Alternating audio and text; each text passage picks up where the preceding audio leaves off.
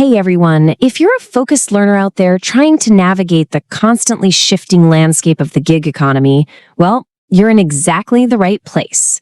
Today, we're doing a deep dive into Workana in 2026. We're going to explore the real, on-the-ground realities of launching a freelance career on this platform right now. We'll unpack the true cost of entry, look at the literal hurdles new freelancers are facing, and honestly, we're going to try to figure out if jumping through these hoops is actually worth your time and energy. We have some absolutely fascinating information to get through today, so let's just dive right in. Okay, so picture this for a second. Have you ever spent hours, and I mean hours, meticulously crafting the perfect freelance profile? You know the drill. You carefully pick out your best portfolio pieces, you write and rewrite your bio until it sounds just right, you double-check every single skill tag, and then you hit submit, feeling pretty great about the opportunities coming your way, only to receive a flat-out rejection message without any real explanation.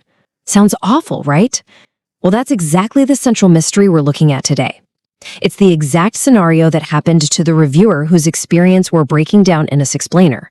They put in all that work only to run face first into a brick wall. And it gets weirder. Here is the exact text of that rejection message. We regret to inform you that we couldn't approve your profile. You didn't do anything wrong. I mean, let that sink in for a second. You didn't do anything wrong. Imagine the absolute frustration of getting that message. You follow all the rules. You lay out all your professional details perfectly. You literally cross every T and dot every I. And the platform straight up tells you that your application was flawless, but they're still rejecting you. It's just a completely counterintuitive experience for someone who's just trying to offer their skills to the market. But hey, before we unravel the why behind that bizarre rejection, let's take a quick step back and establish what Workana actually is for anyone who might not be familiar. Essentially, it's a freelancing platform where businesses go to hire professionals for a whole variety of remote services. We're talking highly sought-after niches: web development, graphic design, writing, digital marketing, video editing, you name it. It's designed to be a comprehensive marketplace, connecting remote talent with companies that need specific, project-based work done. So you might be wondering, how does Workana fit into the bigger freelance ecosystem? Why would a beginner choose it over a massive giant like, say, Upwork? Well, when you compare the two, Upwork undeniably has way more projects available. But that comes with significantly higher competition. You're essentially a very small fish in a massive ocean. Workana, on the flip side, has fewer total projects, but generally much lower competition. And that specific dynamic makes Workana incredibly attractive to beginners or really anyone trying to avoid those intense, cutthroat bidding wars you find on the giant platforms.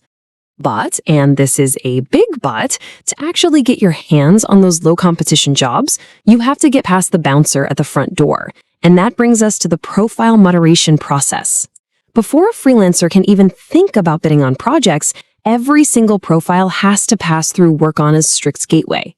You can't just sign up and start working. You have to be formally approved by their moderation team, which acts as a rigid, uncompromising filter between you and the marketplace.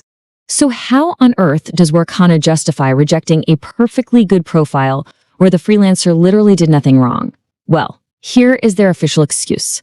The message goes on to say, "We receive a high volume of applications every day, which compels us to be very selective." Essentially, they're saying they're just completely overwhelmed by the sheer number of people trying to join. To keep the marketplace balanced, they just have to turn people away, regardless of how good their profile is. It's purely a supply and demand bottleneck on their end. But here is where the story takes a massive plot twist. Right underneath that rejection message, the one telling you that your profile is fine, but they're just too full, there is an immediate upsell. Yep, a prompt asking if you'd like them to reconsider moderating your profile for the ultra-specific price of $9.90. That's right, you get rejected for free, but, surprise, you are instantly offered a paid VIP lane to have your profile looked at again. Let's break down exactly how this works, because the mechanics are actually pretty fascinating. They officially call this feature Quick Moderation. It's totally optional, costs that $9.90, and if you pay it, the platform promises to review your profile within 24 hours. Now, to be fair, there is a built-in safety net here. Workana states that if they fast-track your review and still decide not to approve you, they will actually refund your money. So it's basically a paid priority lane backed by a money-back guarantee if you don't get the green light. Naturally, though, this raises a huge question for anyone applying. Is this a giant red flag? I mean, is charging freelancers for a faster review just a scam? Think about it from the perspective of a brand new freelancer. If you're a student or a remote worker in a country where the exchange rate makes every single dollar absolutely critical, being asked to pay almost $10 before you can even browse projects, that is incredibly discouraging. You haven't made a single cent yet, and you're already being asked to open your wallet just to be considered. But we need to look at the reality here and understand the difference between standard platform monetization and what Workana is doing. To be completely impartial, Workana is not a scam. They do offer a free review process, and this quick moderation thing is totally optional. It is completely normal for online platforms to charge for premium services. But it really comes down to moderation versus visibility. Usually, freelancers pay to get their proposals boosted or to buy extra bidding tokens, things that give them visibility. Charging a premium fee just to get your initial profile moderated, that creates a very different, kind of negative first impression. It feels less like a tool to help you succeed and a lot more like a toll booth just to enter the building. Now, despite that controversial entry gateway, once you're actually inside, Workana has some undeniably great features. Let's do a quick objective breakdown of the pros. First off, they have secure payment protection, which is absolutely vital for making sure you actually get paid for your hard work. They connect you with international clients, plus, like we mentioned earlier, the competition is lower than the massive legacy platforms. And on top of all that, the interface is super clean and easy to use. Whether you're a developer, a writer, a marketer, whatever. Structurally speaking, it's a very solid platform. But, of course, you've got to weigh those pros against the drawbacks. The cons of Workana start right at the front door, with that strict moderation and the fact that you might get rejected just because they're busy. Then there's that highly visible $9.90 fee staring you in the face. Beyond the entry process, there are simply fewer total jobs to go around.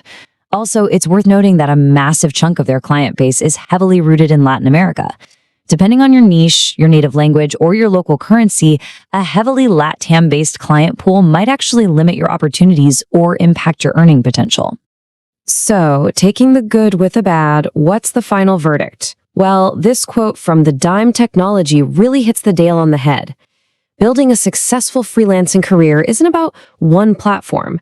It's about consistently improving your skills and exploring multiple opportunities. The big takeaway here is to use Workana, but keep your expectations realistic. If you get approved for free, fantastic. If you don't, you have to seriously weigh if spending that $10 makes sense for your financial situation.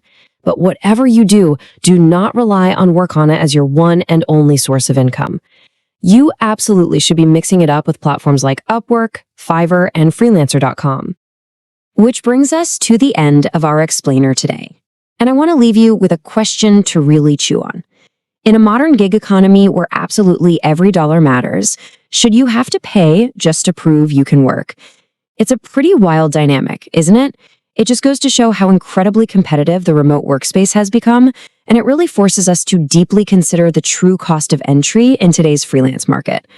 Thank you so much for exploring this topic with me today. Keep analyzing, keep learning, and I'll catch you in our next explainer.